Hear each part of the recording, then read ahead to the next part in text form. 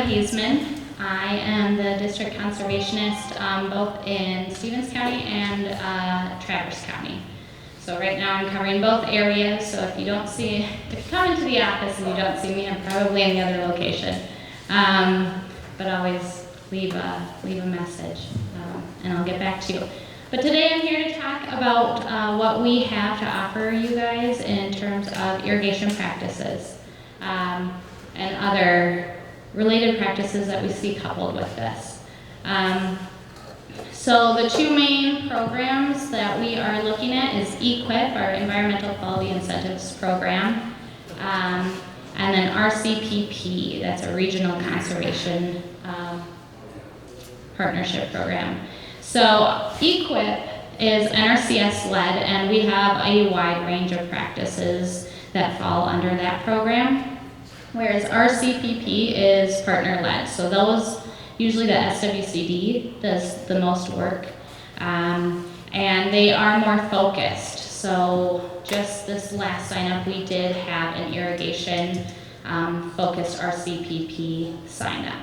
So it's just a little bit more restricted, more targeted, I guess. So within both of these, we have the sprinkler system that you could sign up for, irrigation water management, a pumping plant, and then we added on cover crops and no-till. And some of you might think, well, that's not irrigation, which is right. But a lot of these practices go hand in hand, and they can help make your application stronger. So I'll touch on them just a little bit today. So first we have your sprinkler system. First, we need to meet the requirements. So you need to be irrigating 2 out of the 5 years, out of the last 5 years. So you already need to have this in place. An existing system can be replaced or retrofitted under this program or under this practice. But you do need, if you're looking for a sprinkler system, you also have to sign up for the irrigation water management practice. So you can't just do one or the other. This one you have to do irrigation water management. So a couple options, there are more options that we can discuss, but the two main ones that we normally see are converting an existing sprinkler system to a low pressure system. So that's offered in both programs, $3.66 per foot. So if you're looking at a typical 1,320 foot pivot, that's $4,831 and some cents. These pricing, and this applies to my whole presentation, these prices are just the recent prices. Each year it fluctuates a little bit. So this is a ballpark number. It could go up and down depending on what year you sign up. And then we also have a VRI system zone. So we no longer offer a speed VRI system, we just do the zone. In EQIP, that's $27.66 per foot. So if you're looking at that same size pivot, we got $36,500 about. And then RCPP is paying out $40.76 per foot. So that same pivot system, you got $53,800. However, in RCPP, and you'll notice when I go through these programs, is that there are payment caps. So you would cap out at $104,000 on that one. Irrigation water management, so that's just documenting what you're doing, right? So you can sign up anywhere from 1 to 3 years for this practice. Like I said before, it is required if you're going to do that sprinkler system practice. Otherwise, you can do this one on its own. And we do include soil sensors, soil moisture sensors with this, both with data recorder and then the telemetry. And then there's 3 levels you could sign up for. We got basic, intermediate, and advanced. So what do I mean by that? Basic, you don't need sensors. These are the checkbox or checkbook method. And so FieldNet Advisor would work with this, okay? You don't have to use it, but a lot of people do. Intermediate, you have to at least use 1 soil moisture sensor. We encourage 2, but you can get away with 1 depending on your soil types. And then that, you manually input that data into your system. So you're going out there manually. Advanced irrigation water management usually is coupled with that, the soil moisture sensors with telemetry, where you're getting that continuous feed automatically to your system, all right? So you don't have to go out there. Pricing. So basic irrigation water management is not offered with RCPP. In EQIP, you get $10.45 per acre per year. So if you're looking at 140 acres, that's $1,463 per year to use that. Intermediate, you can sign up through EQIP and RCPP, both paying $14 per acre per year. And we got 140 acres would be $1,962 per year. And then if we're also going to pay for that soil moisture sensor with the data recorder, that's a one-time payment of $1,000, pretty much $1,100. So then going to advance, both of those can be paid for through EQIP or RCPP for $22 per acre per year. And then the soil moisture sensors are at $1,600 financial assistance, so cost share. RCPP does cap you in the advance at a total of $6,900. So depending on how many pivot systems you have, you should watch that. Then we got the pumping plant. So these are permanently placed pumps.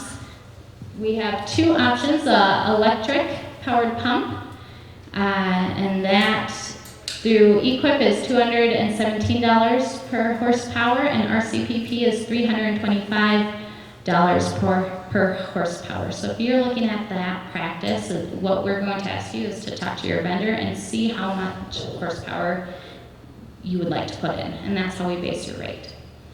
And then we got the variable frequency drive, both through EQIP and RCPP. EQIP paying about $68 per horsepower, and RCPP a little over $100.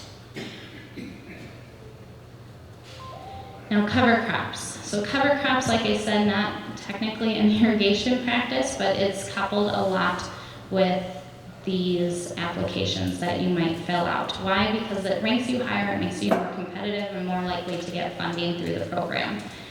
So EQIP, it caps out at $15,000 per acre $15,000 per year up to 3 years. So you can sign up for cover crops 1 to 3 years. So if you're looking at a single species cover crop, that's about 450 acres that you could get by without hitting that cap. And multi-species, so 2 or more species mix, is at 365 acres per year before you hit that cap.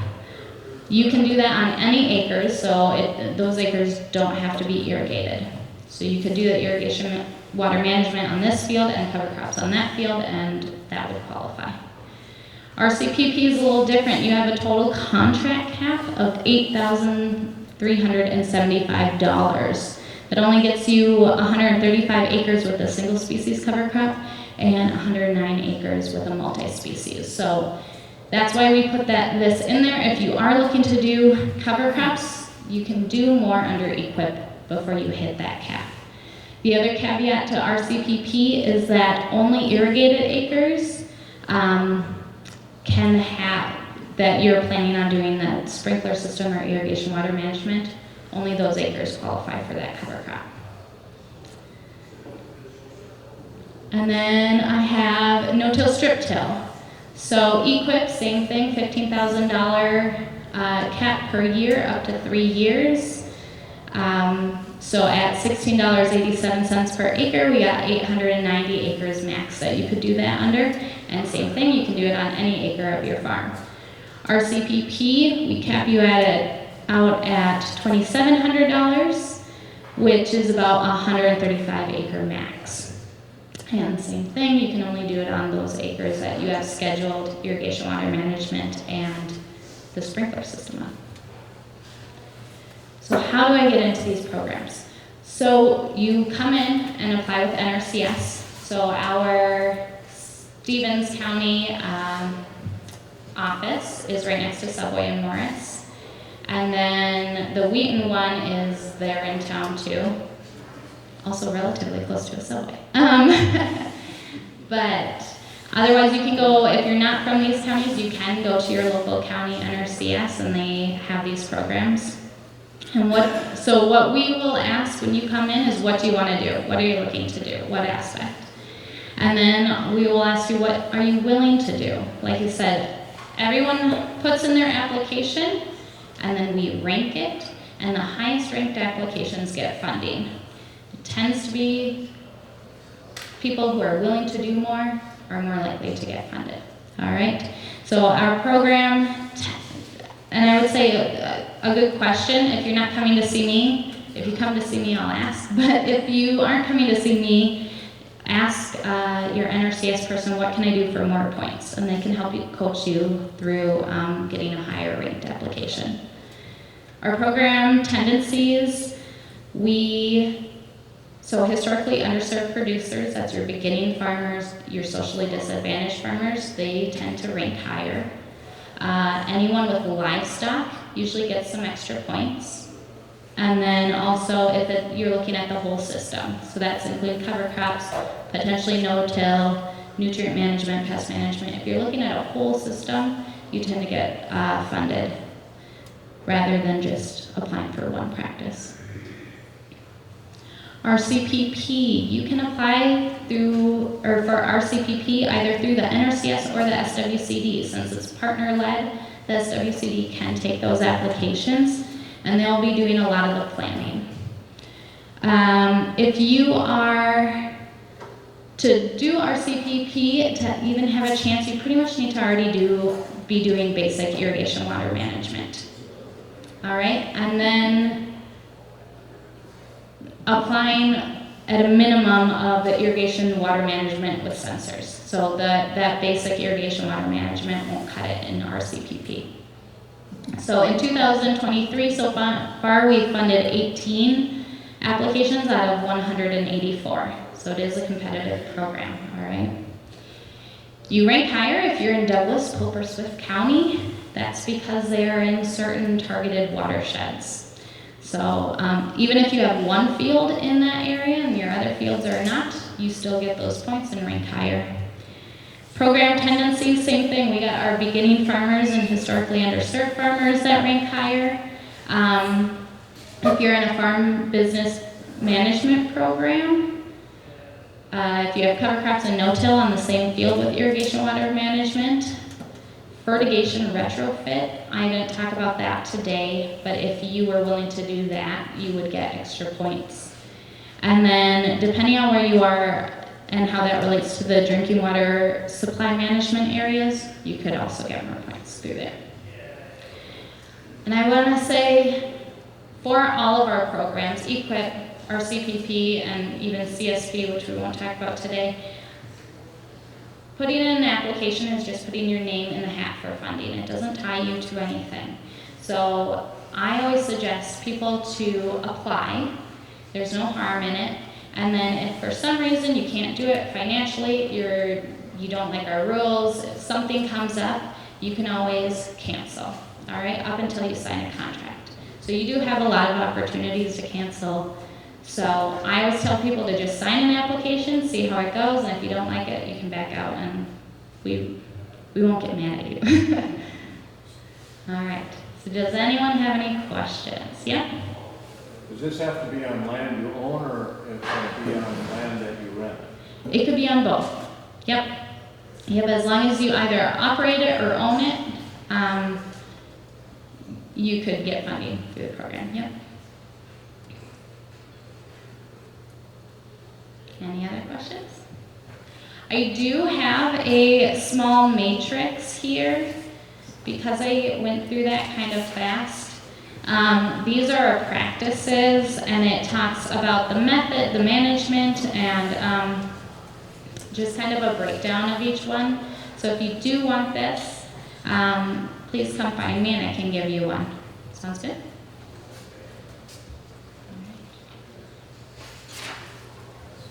Any other questions? No?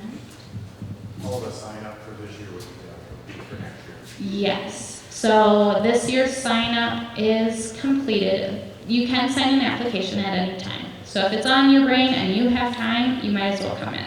Would it be for 2024? It would be for 2024 projects. Yep. Yep. Usually our cutoff deadlines are somewhere in the fall. So.